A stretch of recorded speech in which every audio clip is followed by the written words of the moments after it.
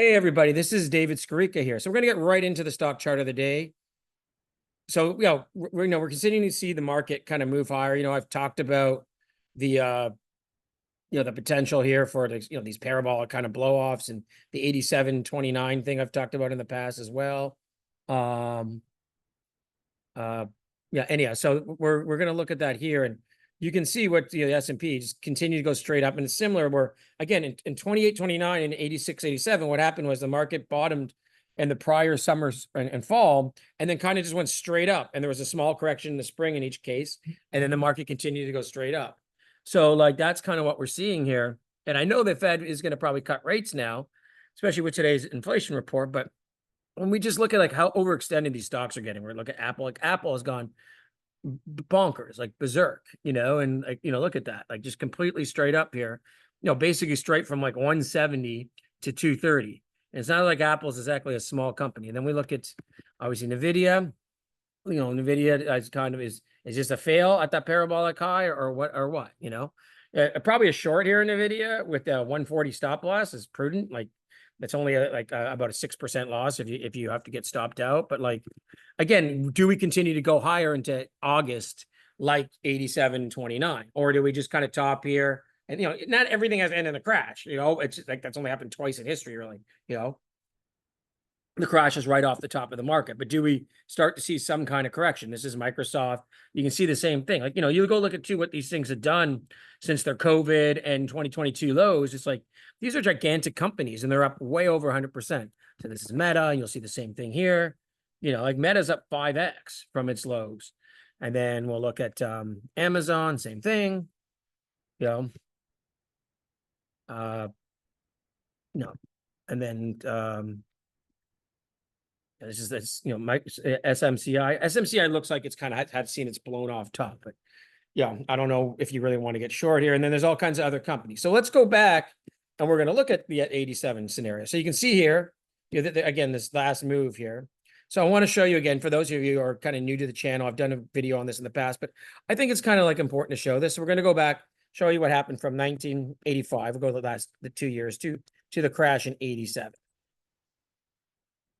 So you can see here, the market rallied in 85, 86, kind of had this, rallied first half of 86, had this consolidation here. And then from about September of 86 to August of 87 went straight up, and then the crash went down. And what's interesting about these crashes, they're really 3-4 day events. I know everyone thinks about the Black Monday and Black Tuesday in 29, but what happens is the market starts falling a few days to that. Usually about the Wednesday before the crash, the market starts to fall, and it falls on Wednesday, Thursday, Friday really hard, and then it completely falls apart and crashes on the Monday. Because I guess over the weekend, people get nervous, they read headlines, they know they're going to get their margin calls. You can see it was the day before the crash that the S&P broke the 200-day moving average as well. That would have been the Friday right here, and then this happened. So we're going to go back, and now we'll go look at 19. I'm going to get the Dow for 1929 because the Dow was the the prevailing index then. But the S&P kind of traded. The S&P only has like a monthly chart too. The Dow has a better chart for that. You can see that here. So same thing. Starting in about July, August of 1928, the market began to move straight up, had this little consolidation here, and then blew off. So in each case, we're about here. So maybe we'd see a little sell-off here, and then a surge higher in August, if the same scenario plays out.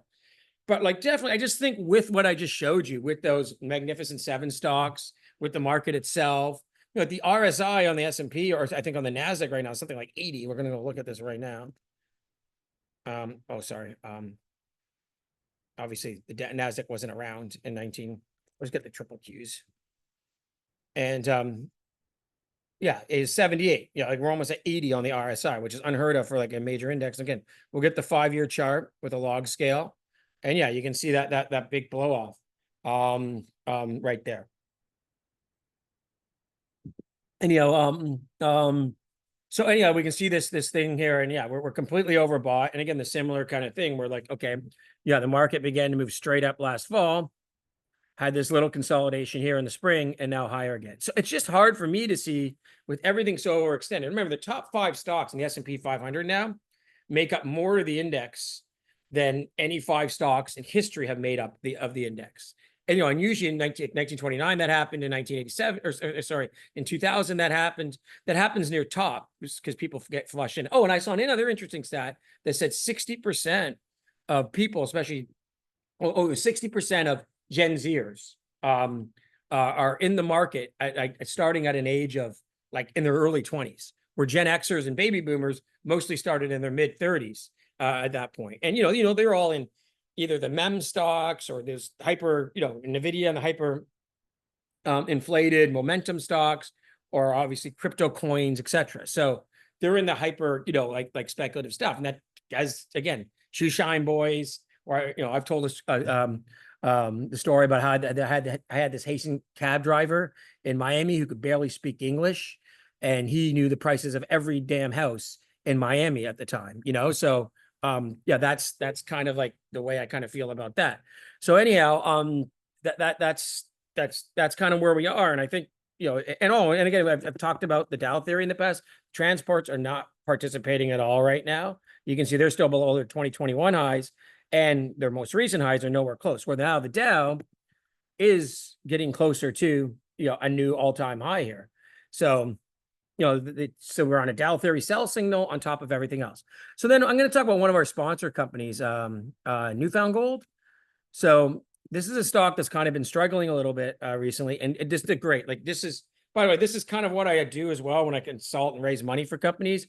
I raised this company, I think, about 150K back in through a bunch of my guys back in 2020. This was one of my best deals, and I got a doctor who's a subscriber.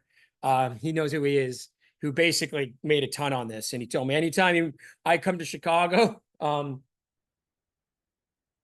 dinner's on him because he made so much money on this.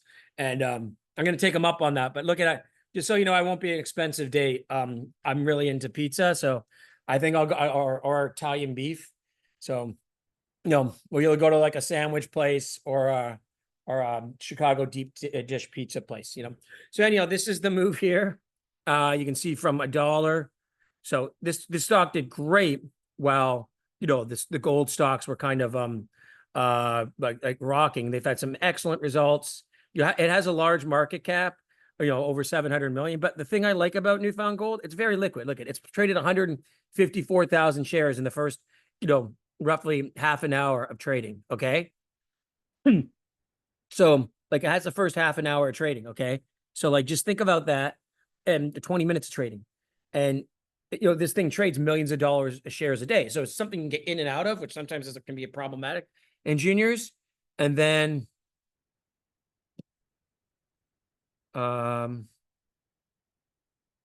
you can see this is kind of the downtrend here. I like these kind of downtrends. So you can see this kind of a descending downtrend. So if it breaks about $5 a share, it will break that. And because this is such a slow, long consolidation type downtrend, if you look at this way, really, stock's gone from 1 to like 12, 13. So let's say it went up of $12, and now it's down $8. So it's kind of like taking back 66%. It went up, basically gone up 3 steps, down 2. So if it breaks this, I think this thing can go bust out to the highs here. And like I said, it's a good junior for someone who doesn't want to be overly risky. This company has tons of cash. They've been drilling like crazy. It's very liquid. At some point, when you saw when the market was hot in 2020, 2021 for mining stocks, it did fabulous.